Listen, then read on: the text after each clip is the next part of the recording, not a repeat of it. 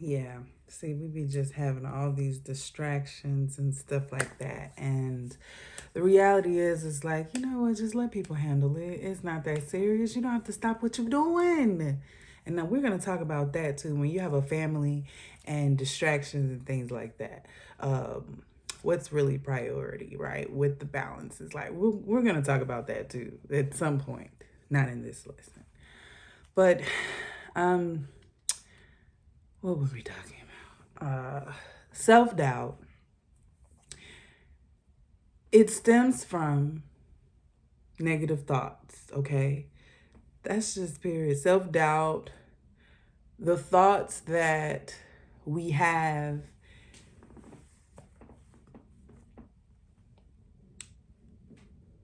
that we're concerned about, right?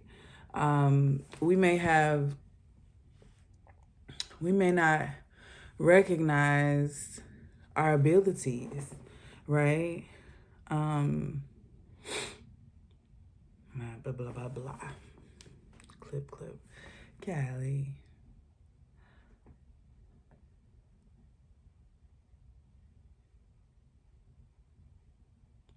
Okay, so these negative emotions can paralyze creativity and prevent progress. However, there are strategies that can challenge negative thoughts. Self doubt often stems from negative thoughts and beliefs about your writing abilities. Recognize that these thoughts are not facts, but rather products of your own insecurities, and challenge them by replacing them with more positive affirmations and reminding yourself of your strengths and looking at your past successes. So,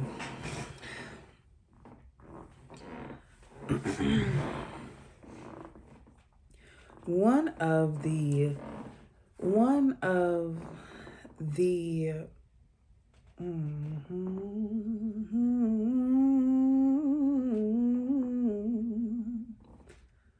okay. Self-doubt often stems from negative thoughts about yourself and the writing process. Like, you might have thoughts about your abilities. You might wonder if you're even built for this. You might really think that what you're saying to yourself is true. And well, she was a doctor. She works her magic and she helped me to heal a long way from where I was. I ain't gonna say help me to heal completely, okay? Because this is an ongoing process. However, um, what I am grateful for is that my therapist taught me this technique of truth and lie. Is that the truth? Or is this a lie? Oftentimes we lie to ourselves. That is where we fool ourselves into an illusion that causes us suffering. So we fool ourselves that we're not a great writer, or we're not even a good writer, or we don't have anything to say, or nobody will listen to what we have to say, or you may doubt that it would even get to anybody. You may wonder if you start comparing yourself, if you're even good as the next. You just really start giving it to yourself real good. Like you beating yourself up. And it's like, okay. Um, let us back up, okay? Let us realize that these are not facts. What are these? Okay. How is this true? Can you prove it's true? Oh, but what about, before you go doing that, what about if you looked at your strengths? What about if you replaced those negative thoughts with strengths and then looked for evidence of those strengths?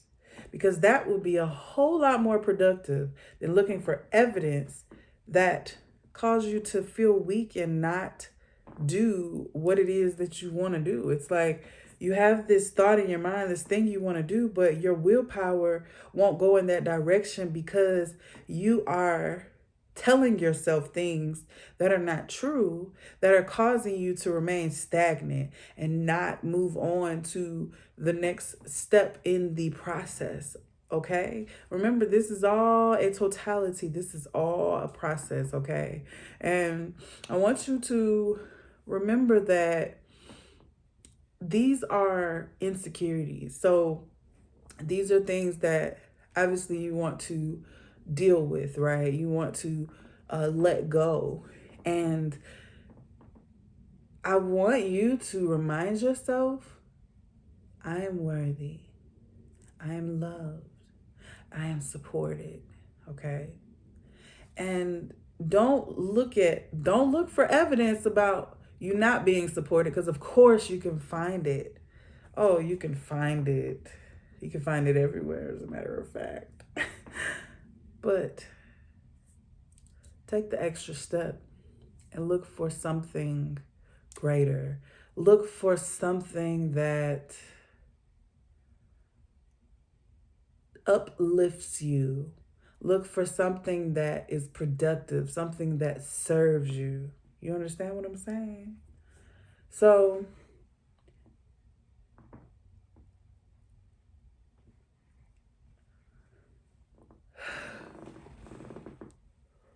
oh yeah. Yeah, excuse me. I'm trying to get these videos in while everybody is out the house. All right. So I will also want you to set realistic expectations for yourself, right? Because we often have this fear of failure, right? And you give yourself more and more evidence, you create more and more evidence for yourself of this failure fear, because you set the bar so far, so high, that you don't give yourself time to take baby steps, to take a bite of the elephant and not the whole thing. Like you keep saying, "Oh, I'm going to like write such and such in this amount of time," or "I'm going to publish my book by this day," and you haven't even written anything on the page. And so here you just keep setting the bar to these unrealistic expectations. And so I just urge you to get more simplified with it. Like there is a template on my website, thewriterschannel.com. You can get your free template there, set some writing goals, okay? Do some mind mapping, get some things going, right? We're going to talk about mind mapping later in the process, but these are things when if you start somewhere that's not so difficult, then you work your way up and it's so much easier, and it just helps you breathe, right? So you break your writing goals down into smaller, more manageable tasks. And I would even say celebrate your wins, right? Yesterday had an accomplishment. I felt like it wasn't a major to someone else, but for me, it was, because this is a step in the direction I've not gone in as this person in who I am, and I want to celebrate, and whatever that means to you. You ain't got to go all big and go broke, but celebrate, do something for yourself, nice or even tiny, even if you give yourself a foot massage or ask your partner, to give you a foot massage. I don't know, whatever means to you, whatever celebrate means to you. Okay. But set realistic expectations. Okay. And then it'll help you, alleviate that fear and help you, reduce all of that anxiety and fear that's keeping you from putting that stuff on the page. Okay. So, um, embrace imperfections. Okay. So, no book is perfect. We know this. Okay. Especially the first draft. Now, I made a bold move and I put my first draft online because I am online forum because I wanted to get feedback and see if this was something that would be people would read or people would be interested in. And, you know, I still don't know. I don't know. It's not like I'm marketing it but I am making connections with people. But it seems like my sci-fi book is getting more than my psychological thriller. And I have a self-help book that's already released and a poetry book. And I just like to um, expand my horizon in the writing, right? But the thing is, I am always thinking of ways that I can improve my draft. When I'm out, I get an insight into a character and I'm like, you know what?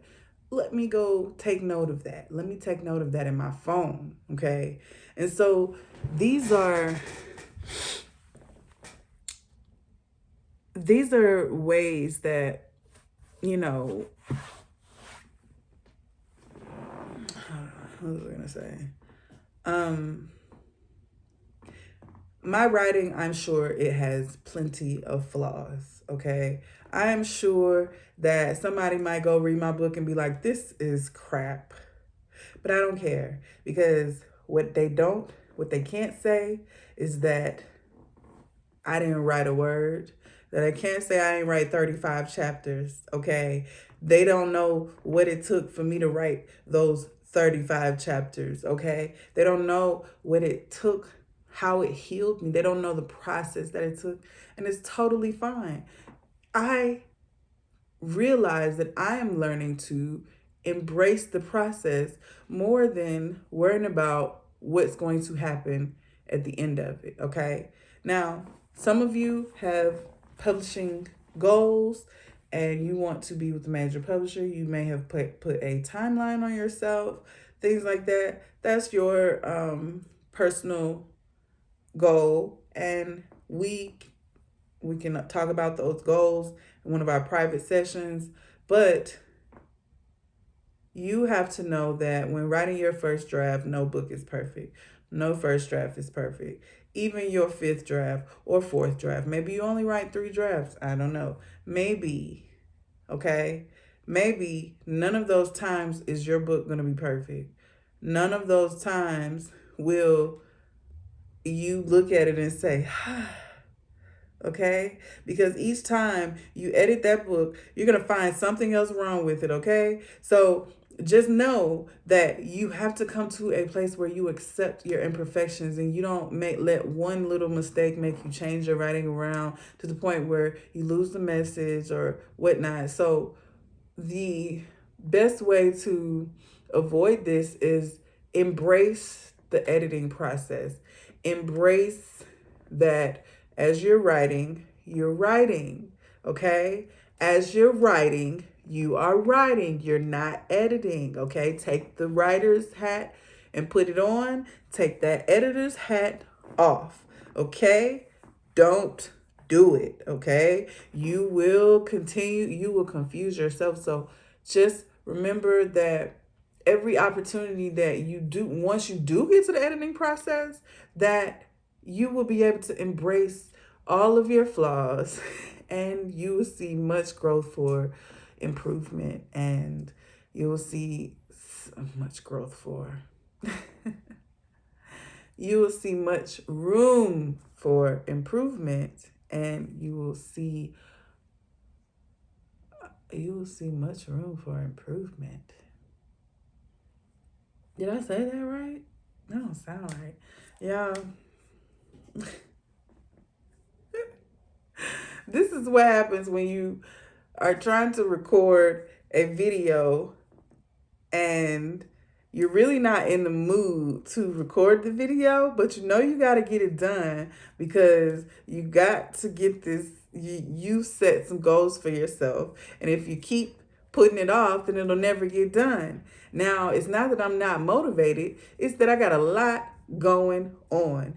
I have a lot going on, and I carry it well, I would like to say, or like to think that I do. But the opportunity to see your work from where it was to where it goes You have taken yourself to another level by observing your own growth, by seeing and accepting that, this is your tendency, right? Let me grow on this in this space. Okay? So when you remember that the goal is progress, not perfection, that is where things will change, my friend. Okay? So, oh, my phone's dying, 20%. Seek support and feedback. Like I said, that's why I joined, that writers forum. You can go to Wattpad, okay? That is a cool, they don't even let you copy. Like if you try to copy, it won't let you copy. Now I'm sure there's ways around it. People will steal your work and things like that. But that's why they get my draft, because they don't know how my final book is going to look. They don't know how I'm going to put it together. They don't even know if the chapters is going to be in the same order, because I already have an idea for switching some things around. But either way, I am not concerned about that. If you are, then, put snippets out, right? And see how others feel. I have a writers group.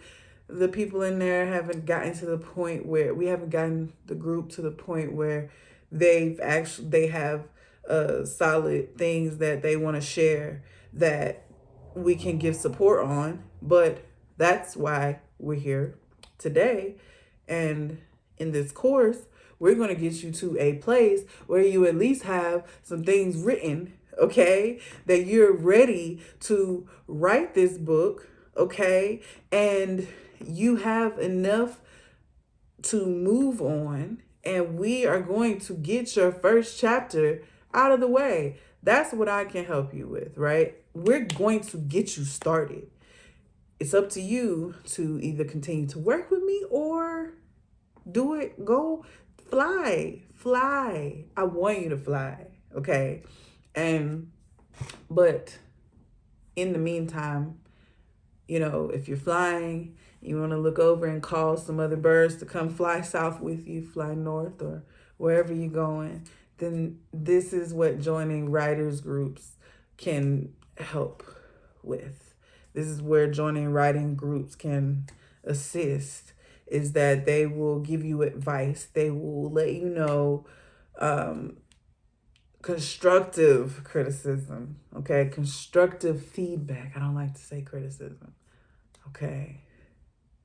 If you join a writer's group, they can give you constructive feedback about your work. And this helps you become a better writer. It helps you become more connected in the process, right? You surround yourself with a supportive community, okay? And you get to understand the challenges. I was just watching Changeling or something like that. Anyways, yeah. So, but you get to surround yourself, with people who are further along, or they're where you are, and or they're further along than you, and they get to support you, okay? And they get to help you connect to your writing process through helping you become more authentic in that, okay? And then, another thing I'll say is practice self-care, okay? Self-care is a wide range of self-care covers a wide range of activity, okay? It could be things like taking breaks and, dealing with your health. The other evening, I was just like, oh, it's almost evening time. The sun has gone down. I'm going to get up and go to the mountain. Ask my husband, hey, you want to go to the mountain? Yeah, come on, let's go. All right, cool.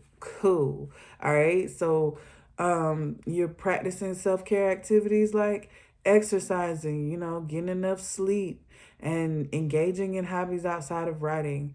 Taking breaks and maintaining a healthy lifestyle can help you manage that stress and improve your overall well-being. Okay.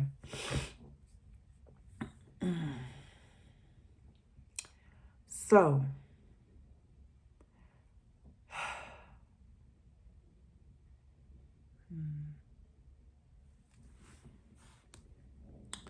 we'll talk more about self-care.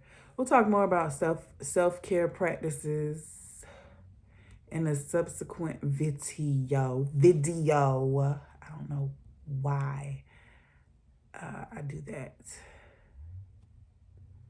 But, so we're going to have videos.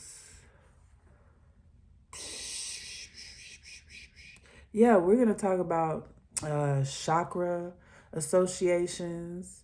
We're going to talk about the effects on the mind, the spiritual root of the self-doubt, okay? Chakra association. We're going to talk about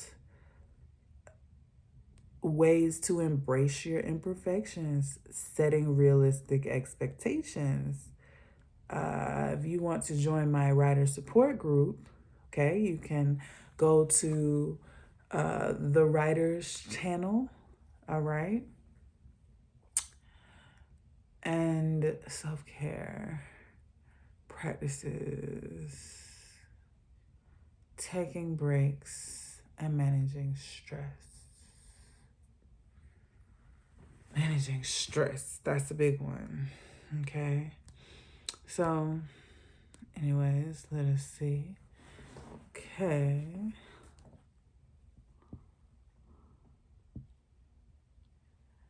Okay. So, I'm going to break these down.